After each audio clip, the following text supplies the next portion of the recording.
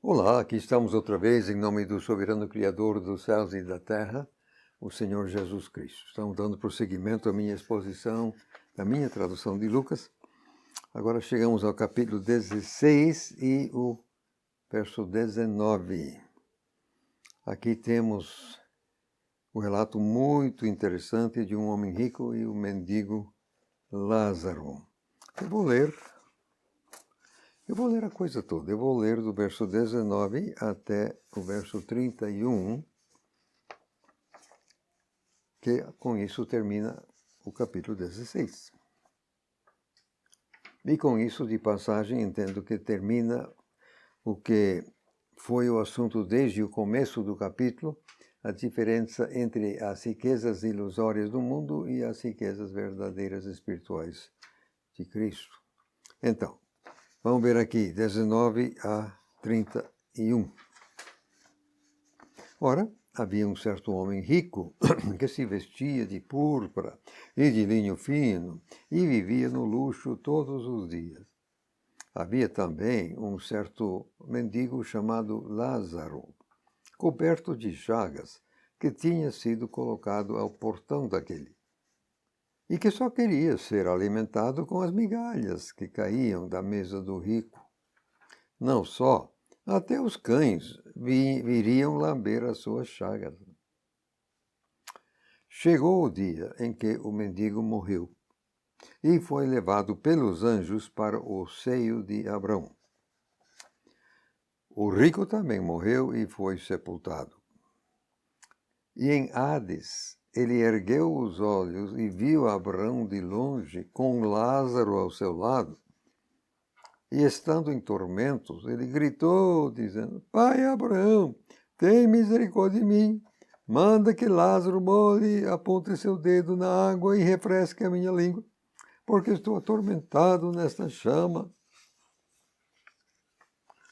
Mas Abrão disse: Filho, lembra-te de que durante a tua vida recebeste as tuas coisas boas, ao passo que Lázaro recebeu só coisas más.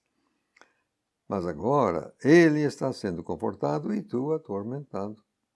E além disso tudo, está posto um grande abismo entre nós e vós, de sorte que os que querem passar daqui para vós não podem, nem podem atravessar de lá para nós. Aí ele diz: Assim sendo, eu te suplico, pai, que eu mandes à casa de meu pai, pois tenho 5 irmãos, para que ele os advirta, a fim de que não venham também para este lugar de tormento.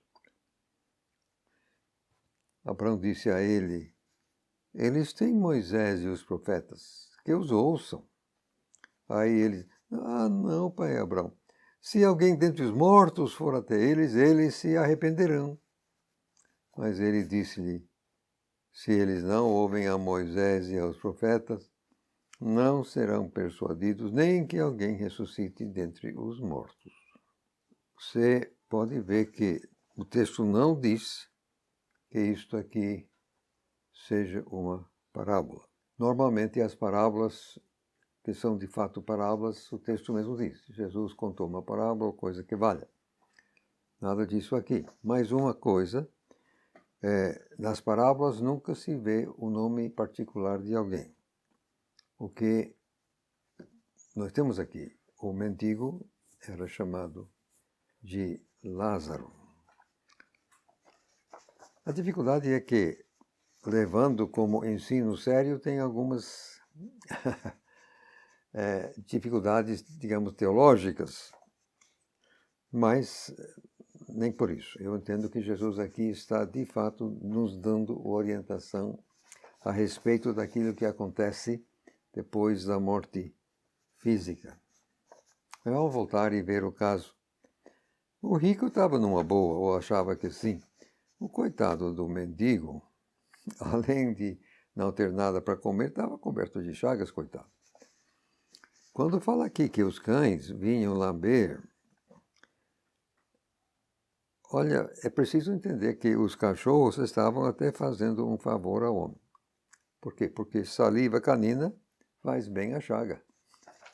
Digamos que é um remédio meio rude, mas Então, não havemos de criticar os cachorros. Os cachorros estavam até ajudando. Pronto. Então, o mendigo morre. E os anjos entram em ação, levando ele, quer dizer, a alma, presumivelmente, porque o corpo foi sepultado fatalmente, assim como o corpo do outro. Quer dizer, não diz, mas fatalmente o corpo foi sepultado. Então é mais a alma que foi parar no seio de Abraão, imagino assim, porque a ressurreição é que reúne alma, espírito com corpo. Isso não era o caso aqui. Aí o rico, não diz que os anjos entraram em ação contra o rico, talvez que sim, não sei. Primeiramente foi sepultado, isto é, o corpo, naturalmente. Não é o único lugar onde nós temos menção dos anjos atuando, agindo, no caso do falecimento de alguém, geralmente, exatamente de alguém justo. Pronto, agora todos os dois estão em Hades. Acho que já em outro momento eu expliquei a diferença entre Hades e inferno. Hades é a sala de espera onde os espíritos dos finados aguardam o juízo final. Quanto aos maus, é tipo prisão preventiva. Você conhece, quer dizer, alguém está na prisão preventiva está sofrendo na prisão. Não foi julgado ainda, o caso dele não foi julgado, não foi condenado, mas já está lá sofrendo. Então, aqui nós temos tipo prisão preventiva, só que aqui o paradeiro final já é sabido. Porque é o que nós fazemos nesta vida que determina fatalmente o nosso destino eterno. Morreu fisicamente, não tem segunda chance. Aí está determinando. Então, é por isso que um foi para um lado, outro foi para o outro lado, porque já se sabia, morreu, já se sabia qual seria o destino eterno da pessoa. Agora, convenhamos que esse rico era duro de queda. Ele não queria entender a realidade. Olha, ele está sofrendo. O mendigo está do outro lado, numa boa com Abraão. Mas o rico ainda acha que pode mandar no mendigo. Ele ainda acha que pode mandar. Mas que coisa assim. Realmente não estava pensando com muita clareza, não. Então, ele quer que o mendigo seja mandado com um pouco d'água, aparentemente do lado do rico não tinha água, então teria de ser do lado de cá.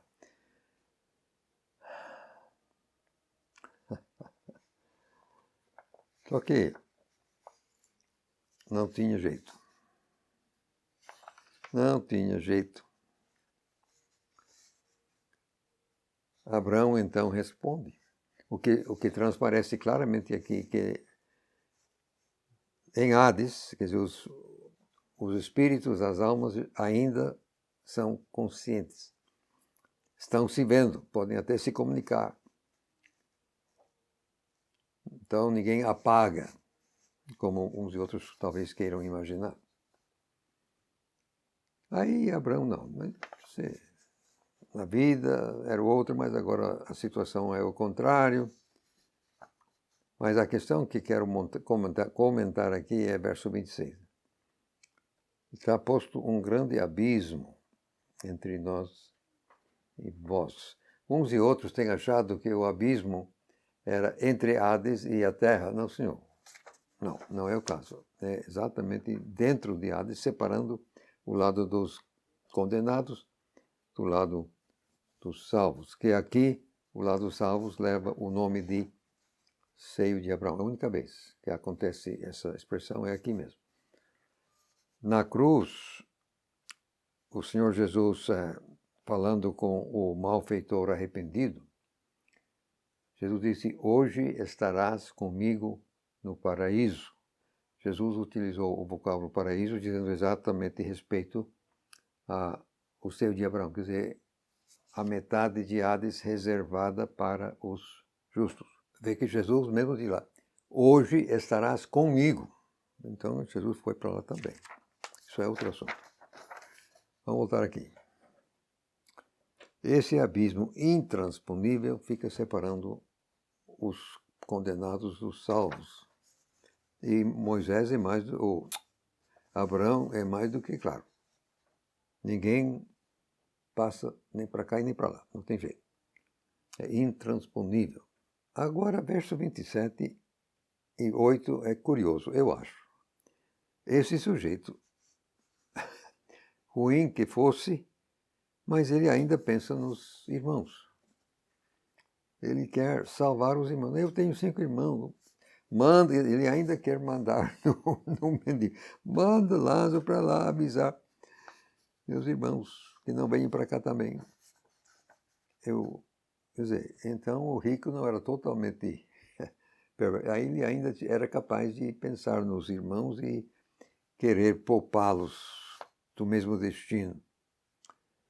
Mas ele ainda quer mandar o mendigo. Né? Aí Abraão, não, eles têm Moisés e os profetas. Tem que ouvir eles. Aí o outro, não, ué, mas se alguém botar... Agora atenção, o 31 traz uma realidade muito séria. Abraão falando, se eles não ouvem a Moisés e os profetas, não serão persuadidos, nem que alguém ressuscite dentre os mortos. Pessoas que rejeitam a revelação escrita de Deus, ou mesmo que não dão a devida importância a ela, se tornam autocondenadas. Eu vou ler isso de novo. Isso aqui é sumamente importante. Palavra de Abraão lá. Pessoas que rejeitam a revelação escrita de Deus, ou mesmo que não dão a devida importância a ela, se tornam autocondenadas. Observar também que Abraão não disse ser impossível enviar Lázaro. Ele só disse que não adiantaria fazer isso. Lembrar que Deus mandou Samuel de volta para dar a sentença de morte a Saul. 1 Samuel 28, versos 12 e 19. Fosse meu assunto, eu posso provar cabalmente que literalmente foi Samuel que voltou. Posso provar isso. Não é meu caso aqui. Deus mandou Samuel de volta. O que significa que os justos, teoricamente, poderiam. No caso de Samuel, Deus de fato mandou de volta para dar a sentença de morte a Saul. Então, Abraão que não disse ser impossível mandar Lázaro, diz que não adiantaria. Obviamente é impossível o ímpio ir, porque se o ímpio pudesse ir, ele não teria que pedir para mandar o outro, ele poderia ter ido, não pode. Então a gente pode extrair essas verdades deste relato. O ímpio não pode voltar.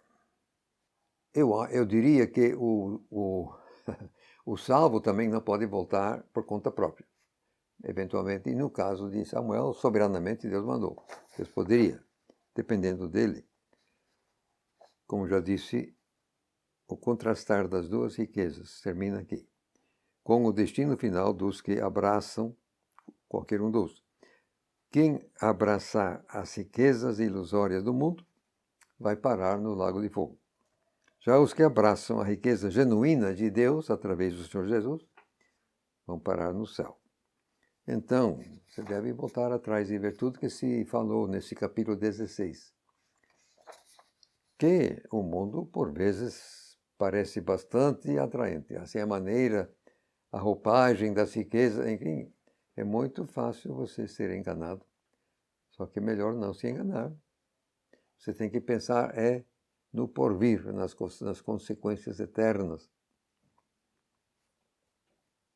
Porque o seu destino eterno você determina nesta vida. Morreu fisicamente e acabou. Não tem mais chance.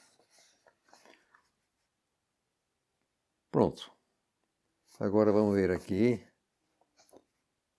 Eu creio que podemos largar agora essa questão e prosseguir com o capítulo 17. versos 1 a 4. Aliás, eu vou ler até o verso 6, porque eu acho que tem a ver. Vamos lá. Então ele, no caso Jesus, disse aos discípulos: é inevitável que aconteçam coisas que causem tropeço, mas ai daquele por meio de quem elas vêm.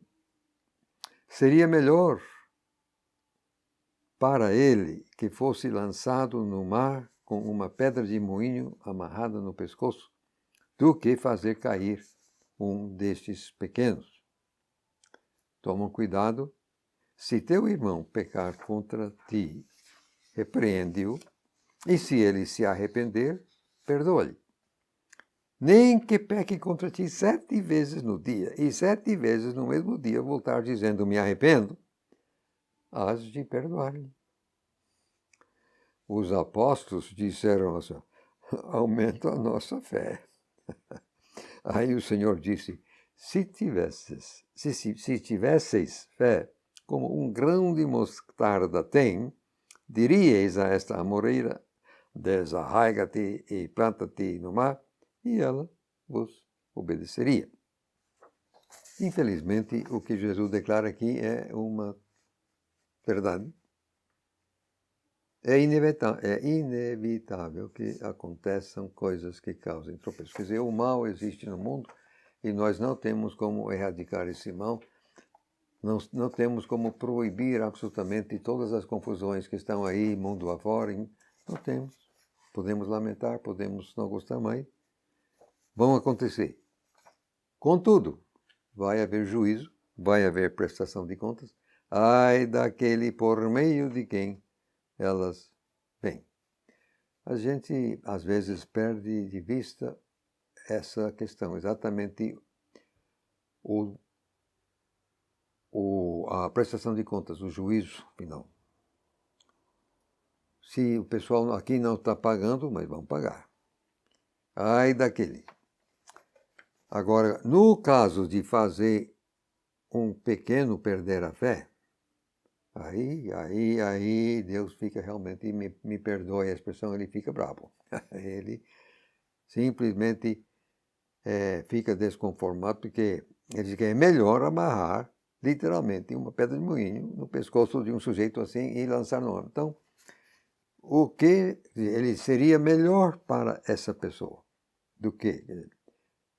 Então, o que seria pior do que uma morte física desse tipo? Você ter pedra no pescoço lançando, isso você vai morrer, fatal. O que seria pior do que isso? Porque aqui Jesus fala de seria melhor para ele fosse lançar primeiro para não fazer. Obviamente, a coisa pior do que uma morte física precoce é exatamente a morte espiritual, a morte eterna. É essa a morte que se deve evitar, se possível. Agora, vem cá, minha gente. Jesus falando aqui de fazer cair, dizendo ele, um desses pequenos. Agora, não sei se tinha de fato criança ali presente ou se ele estava se referindo a pessoas ali presentes que seriam espiritualmente pequenas, não necessariamente fisicamente. Mas, levando essa aplicação prática, nós conhecemos tantos e tantos e tantos professores nas universidades, mas mesmo no segundo grau, que entendem que é seu ofício destruir a fé de seus alunos. Tem milhares de professores que atuam dessa forma, entendem que sua função é destruir a fé de seus alunos. Que quando aqui fala de fazer cair um desses pequenos, esse cair é exatamente cair para não levantar. Ele está falando, entendo, não de alguém tropeçar fisicamente, mas é uma queda espiritual, quer dizer, abandonar a fé, perder a fé, cair nesse sentido. Muito cuidado, todo cuidado para não ofender a fé de uma criança ou mesmo pessoas outras. Essa questão é muito séria. Tem pessoas que gostam de argumentar, gostam de vencer argumentos. E se nesse afã eles destroem a fé do outro, estão nem aí.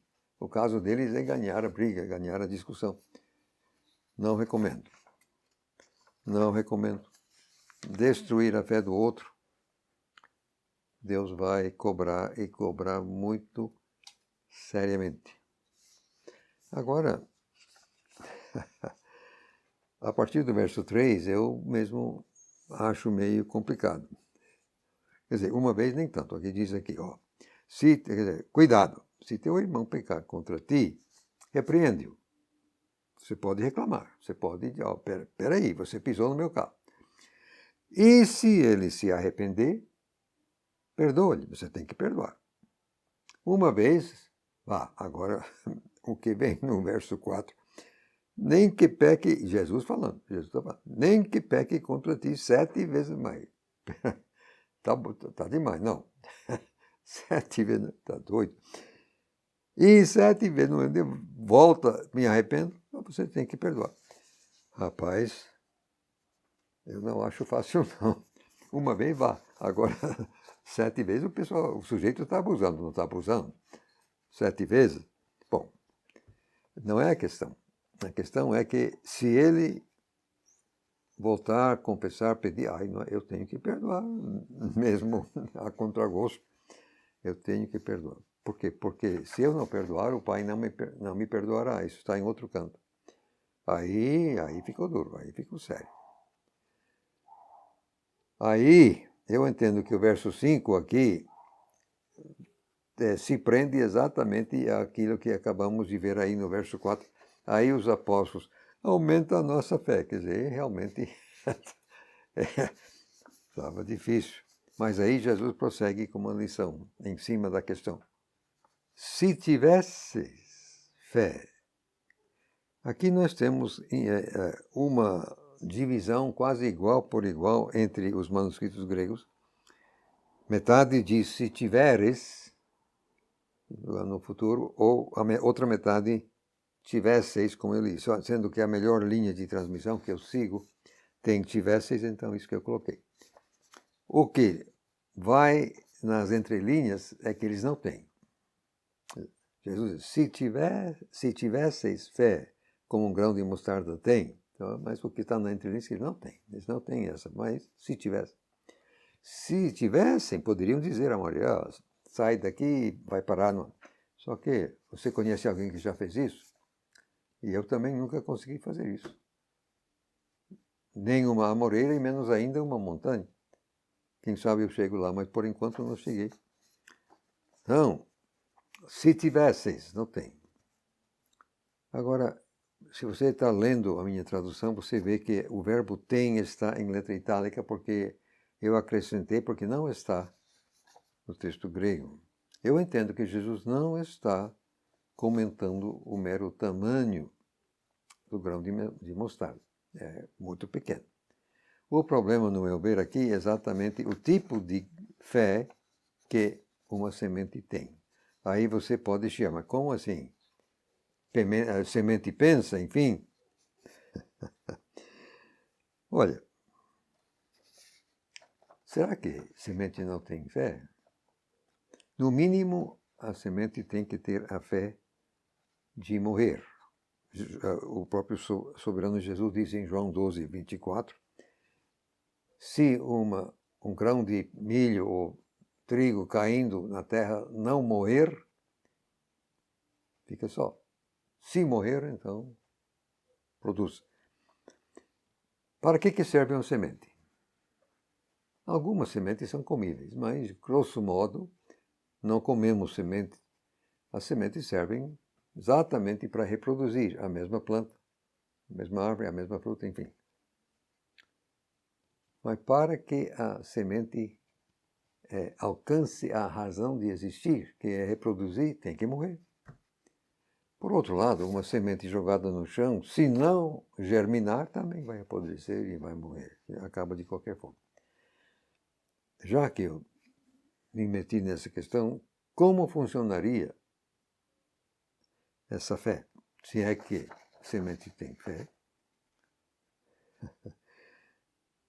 O que acontece? Qualquer semente, pode ser mesmo de mostarda, que é muito pequena, reage sem questionamentos às circunstâncias climáticas. Você pode guardar uma semente no seco durante muito tempo, aí você colocou num chão molhado, imediatamente vai germinar. Responde imediatamente às circunstâncias climáticas. E, no caso de mostarda, pode até crescer, atingir proporções impressionantes. Eu digo, fazendo a aplicação prática, Jesus disse, se vocês tivessem fé como um grão de mostarda, aí, então, se nós também reagíssemos sem questionamentos, aí que está a questão, aos toques do Espírito Santo, que seriam, digamos, as nossas circunstâncias climáticas espirituais, nós deveríamos mesmo poder remover montanhas. Eu confesso que ainda estou querendo chegar até lá. Não cheguei ainda. Não sei se vou chegar, estou com 86 anos, o tempo está ficando pouco. Vamos ver se ainda chego. Entendo dessa forma mesmo assim.